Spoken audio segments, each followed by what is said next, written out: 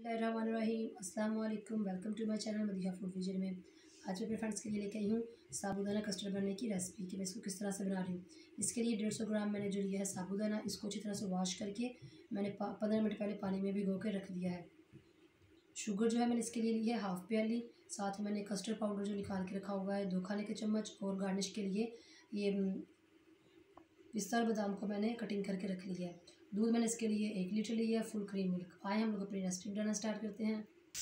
मैंने एक half litre full cream milk, 1 litre मैंने दूध ले लिया है। फुल क्रीम मिल्क जैसे मैंने आपको पहले बताया, उसको मैंने बॉयल होने के लिए रख दिया है चूल्हे पे। इसमें हल्का हल्का से बॉयल आने शुरू हो चुके हैं, आप लोग देख सकते हैं। अब मैंने जो अपना साबूदाना उसको भिगो के रखा हुआ था 10-15 मिनट पहले, अब मैं वो इसके अंदर ऐड कर रही हूँ।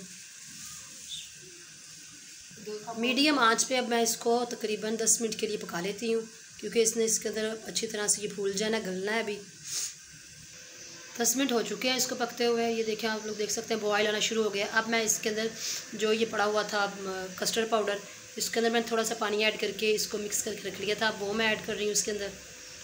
इस तरह से आपने मुसलसल चम्मच भी हिलाते रहना है। मीडियम आंच पे मैं इसको पका रही हूँ, और इसमें ये बॉयल अच्छी तरह से आ रहे हैं। इसको गाढ़ा होने तक हम लोगों ने पकाना है, ताकि हमारा जो वो साबूदाना है वो अच्छी तरह से फूल जाए, गल जाए।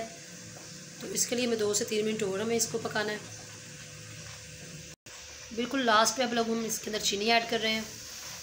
इसको अच्छी तरह से मिक्स कर लेते हैं। माशाल्लाह से ये तकरीबन ऑलमोस्ट हमारा तैयार हो ही चुका है। कस्टर्ड साबूदाना हमारा बन के तैयार है माशाल्लाह से। अब मैं इसको रूम टेम्परेचर पे ठंडा कर लेती हूँ, तो फिर मैं इसको किस तरह से डिश आउट करती हूँ मैं आपको वो भी दिखाती हूँ। रूम टेम्परेचर पे मैंने इसको ठंडा कर लिया था अच्छी तरह से।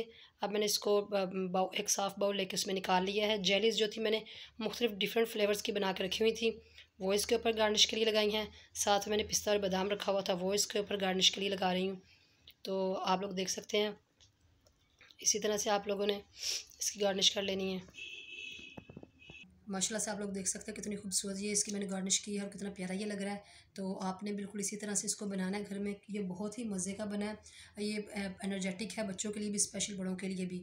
तो इसी तरह से आप लोगों ने इस रेसिपी को बनाना है, और मुझे कमेंट सेक्शन में बताना है कि आपको ये रेसिपी मेरी कैसी लगी और घर वालों को कैसी लगी।